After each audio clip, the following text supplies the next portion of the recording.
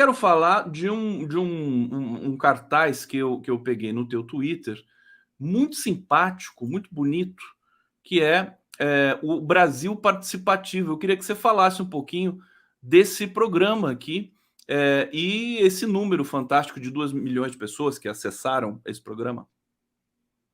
Beleza. O Brasil Participativo vai ser vamos dizer assim, a síntese desses vários instrumentos, né, de participação social, a retomada das conferências, né? Tivemos aí agora a Conferência Nacional de Saúde, fantástica, né? A recomposição dos conselhos nacionais. O Bolsonaro tentou, no seu governo, logo de cara, fechar a participação social nos conselhos, e ele mutilou fortemente esse sistema, apesar da decisão do Supremo Tribunal Federal que impediu a barbárie, né? Mas nós estamos em pleno processo de reconstrução dos conselhos, de criar novamente mecanismos e instâncias de participação nas políticas públicas do governo federal, e também de dinamizar outras metodologias para atingir os territórios e a organização do nosso povo. Então, o Brasil Participativo é tudo isso, mas ele tem uma dimensão digital, né? O gov.br/Brasil Participativo é uma plataforma digital de participação social que está sendo lançada, né? Foi lançada pelo presidente Lula no dia 11 de maio, na Bahia, com a funcionalidade inicial de ouvir as pessoas para a reconstrução do plano plurianual, né? O plano plurianual é uma obrigação constitucional que todo governante tem que fazer no primeiro ano do seu governo, mas que para nós, na reconstrução do país, é central, porque nós temos hoje novos ministérios, foi um custo, inclusive, aprová-los no Congresso Nacional, mas esses novos ministérios não têm programas, não têm ações orçamentárias, não têm dotações orçamentárias, eles têm que Aliás, administrar. sem querer te interromper, querido, já interrompendo, esses novos ministérios foram criados, você falou, a um custo político, né? Mas o custo financeiro sem custo, né? Foi zero, né? Acho que foi uma determinação do presidente Lula, né? Na verdade, nós estamos recriando ministérios e criando novos com a estrutura de cargos e as dotações orçamentárias do governo anterior. Então, não Sim. houve nenhum. Ele tem um impacto neutro, vamos dizer assim, do ponto de vista financeiro, né? Porque você utilizou a estrutura de cargos, modificou os cargos existentes e reorganizou a máquina pública. O fato é que hoje você tem um Ministério de Povos Indígenas, mas você não tem programas compatíveis com a entrega que nós precisamos fazer do nosso programa de governo. Então, o PPA é isso, ele é pautado pelo programa de governo do presidente Lula, ele, portanto, reorganiza todas as ações, é incompatível, né? Por exemplo, aqui na Secretaria-Geral da Presidência, nós temos um programa de participação social, né? Porque os programas que nós temos hoje são os que o PPA do governo anterior estabeleceu. Eu sou secretário de uma secretaria de participação, cujos programas têm a ver com modernização do Estado, com terceirização, com privatização, com parcerias privadas.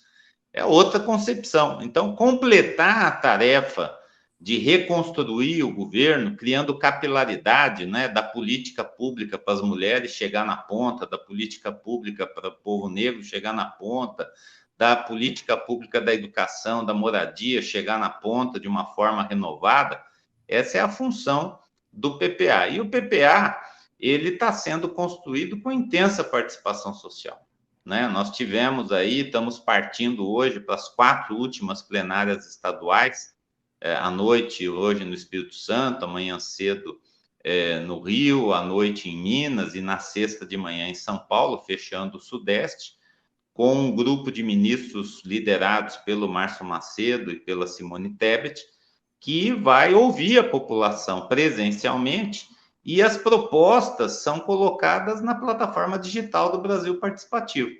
Quando a gente fala, né, de 2 milhões de acessos, né, hoje nós já temos 1 milhão de pessoas logadas, né, participando com mais de 1.200.000 votos, isso significa que nós estamos também trazendo essa cultura digital para a participação, mostrar que a gente pode ocupar as redes para fazer o debate político do bem, né? Não é fake news, não é cultura de ódio. Claro, inclusive está mudando isso, né? Rapidamente, inclusive a Maíra Goulart disse aqui, ela nunca viu uma força política como o Bolsonaro esvaziar tão rapidamente.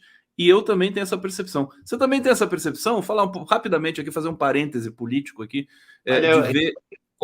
ouvi a parte final, né? Eu concordo em termos, porque realmente inviabilizar uma alternativa eleitoral consistente como o Bolsonaro para a extrema-direita foi um ganho fundamental da democracia brasileira, do Poder Judiciário, que retoma, né, depois de um papel muito ruim durante o golpe de 16, né, durante todo o processo Lava Jato, de interdição judicial da candidatura do Lula em 18, o Poder Judiciário, de uma certa forma, está se redimindo de, vamos dizer assim, de uma omissão, no mínimo, em deter, não é, a crise institucional que a democracia brasileira viveu, com decisões muito corajosas, como a que adotou em relação à campanha eleitoral de 22, como a que fez durante a tentativa de golpe no 8 de janeiro,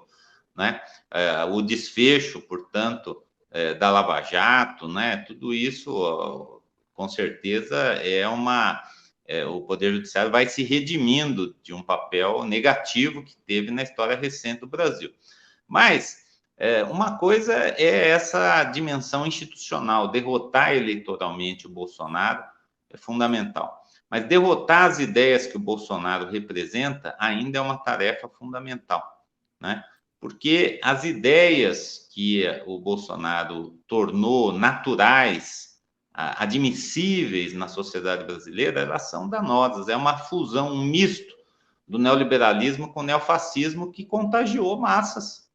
Hoje nós temos um núcleo duro de extrema-direita na sociedade brasileira, com expressão de massas, com, vamos dizer assim, representação institucional e com força de mobilização social ainda.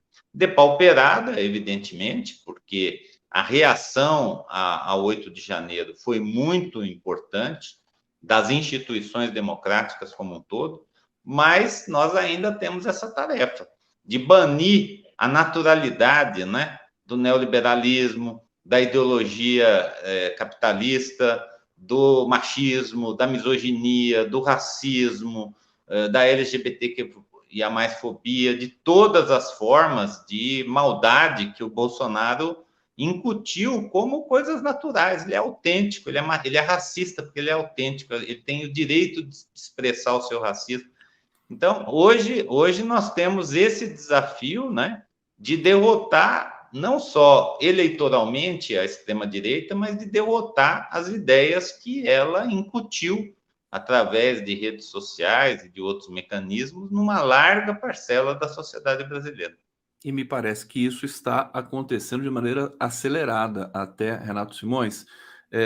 Lembrar aqui, eu vi a entrevista do Valdemar da Costa Neto, estava falando isso com a convidada aqui, a Maíra Goulart, e antigamente, não sei se você pode confirmar isso, mas não tinha assim a pessoa orgulhosa em ser de direita e dizer assim, eu sou de direita. Hoje tem, né? Curioso isso, né? Porque era ruim ser de direita num país como o Brasil, né? Era uma coisa que os candidatos evitavam nas eleições. Estou enganado ou não? Não, esse é o grande malefício que o golpe de 16 e a abertura dessa caixa de Pandora do autoritarismo no Brasil produziu, né? Nós temos hoje mulheres que votaram num candidato misógino, que defende a violência e a desigualdade salarial entre as mulheres.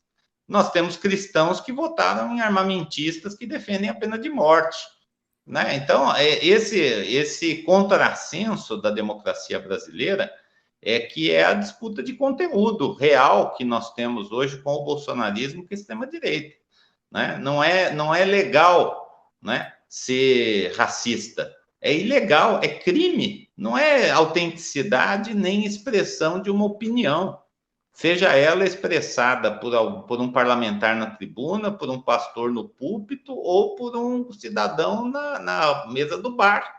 É inaceitável. Então, nós não podemos apenas recolher esse pessoal no armário de novo. Quando a gente fala da desidratação rápida, né, nós precisamos ver se isso é, de fato, colocar todo mundo no armário de novo à espera da próxima oportunidade, ou se há realmente uma reversão de valores. Eu tendo a achar que essa disputa de valores é uma disputa de médio e longo prazo, que a gente não pode menosprezar o impacto que esses 6 anos de autoritarismo trouxe na consciência nacional e que, para isso, é fundamental ter processos participativos com educação popular nos territórios para fazer, de fato, essa disputa de conteúdo, de valores e de perspectivas de futuro para o país.